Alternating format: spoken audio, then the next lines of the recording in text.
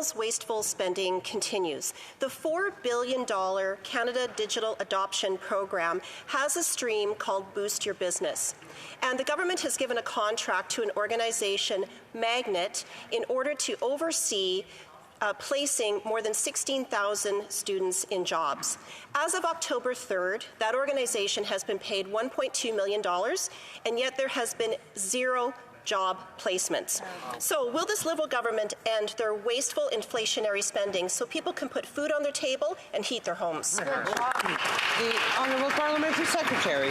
Madam Speaker, I thank the member opposite for the question, for her advocacy, her genuine advocacy on behalf of small businesses. One thing that people learned in her part of the country and right around the country is that ensuring businesses adopt to online commerce is critical to not just their survival, but their success going forward. That's why we launched a $4 billion Canada Digital Adoption Program. That's why we are investing in ensuring that small and medium-sized businesses can ensure to do commerce online. That is the way of securing their future. That is what we'll continue to invest in on this side of the House, in ensuring those monies reach those businesses.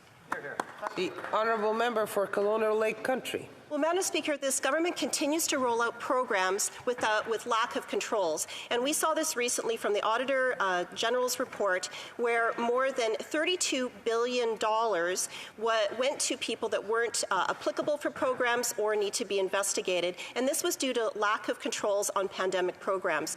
We know that the Governor of the Bank of Canada said that inflation is homegrown.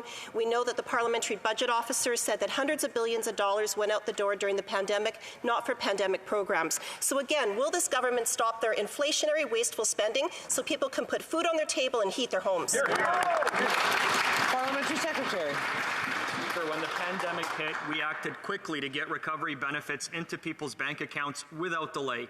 To achieve that goal, we planned to verify eligibility in the back end after the fact. This approach kept workers attached to their jobs and positioned our economy to come roaring back, which it did. The Auditor General's report found that our individual support programs achieved their intended goals of getting money to Canadians quickly, allowing Canadians to stay home safely and avoid severe social and economic consequences. Madam Speaker, the Auditor General also noted that lower-income workers and groups most impacted by the pandemic were able to benefit from these programs. Thank you, Madam Speaker. Lethbridge. Canadians were advised by the Deputy Prime Minister that they should cut their Disney Plus accounts in order to help them make ends meet.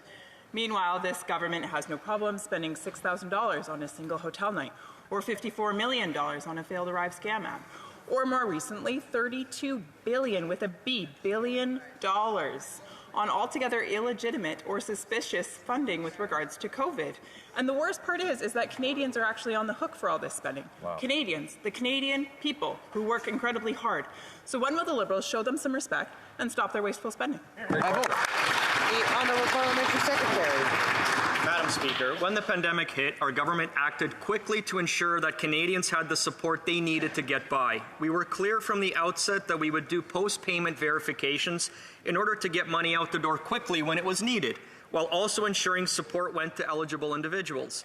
This work is ongoing in a responsible and compassionate manner, and we were also clear that fraud would not be tolerated and that individuals who made good faith mistakes would not face penalties. Madam Speaker, we are taking a responsible approach to ensure a fair process. Thank you. The Honourable Member for Lethbridge. This is the problem with these Liberals. They make excuse after excuse after excuse for spending a whole lot of money to accomplish a whole lot of nothing. And at the end of the day, it's Canadians who pay the bill. The cost of living is going up. Meanwhile, this government has no problem spending. Canadians are facing a 40-year record high with regard to inflation.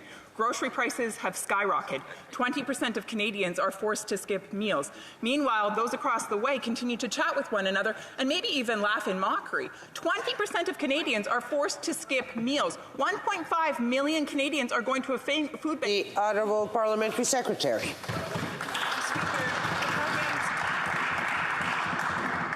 Madam Speaker, the policies and programs that we put in place helped Canadians weather the storm of the pandemic, and that was incredibly important. And we would do it again if we had to, Madam Speaker. But I would also like to point out that the investments that we made in Canadians during the pandemic also resulted in our economy rebounding much more quickly and much more strongly than other countries around the world. Madam Speaker, we made responsible choices at a time of emergency in this country, and the result is that the Canadian economy is doing better for it. The honourable member from Flamborough-Brentbrook. Thank you, Madam Speaker. Wasteful Liberal spending is up again, as we heard from the Auditor General, including sending checks to prisoners and dead people. This only adds more fuel to the raging inflationary fire. So as a result, here's what's also up.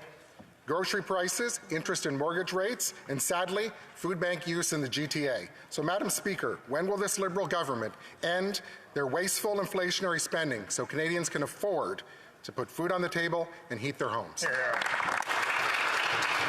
Honourable Parliamentary Secretary. Madam Speaker, on this side of the House, we know that the programs that we put in place during the COVID-19 pandemic helped 9 million Canadians weather the storm, to stay safe, to keep a roof over their head, food on the table. Madam Speaker, since that time, we continue to invest in Canadians. Over 2 million Canadians have been lifted out of poverty in this country since this government has come into power. May I remind them that 450,000 children are now living better than they could have before. We've put in dental care for children under 12. We're putting in rental supports for low-income families. The opposition... The honourable member for Huron-Bruce. Thanks, Madam Speaker. Gradually, then suddenly, 2015 to now, the Liberals have added $800 billion in debt, nearly doubled the debt. What was the inflation rate in October of 2015? 1%. What was it earlier this year? Over 8%. Now, they've tripled the carbon tax. Tripled the carbon tax on every single thing you need to live your life. If the Liberals wanted to help Canadians, what could they do? How about cut the carbon tax? When will the Liberals get rid of this wasteful carbon tax? Thank you.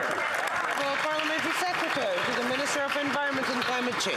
Well, thank you, Madam Speaker. And yesterday, the Conservatives had the opportunity to vote for affordability, Mr. Speaker, Madam Speaker, and they failed. The other thing they failed on, Madam Speaker, is fighting climate change. But there's good news coming to Ontario, Madam Speaker. The price on pollution is increasing, yes, but the climate action rebate is also increasing, and our citizens from Ontario, the average family of four, will get $244 a quarter. That's $1,000 in people's bank accounts, Madam Speaker. We can fight climate change. We can help affordability. They don't have a plan for... Honorable député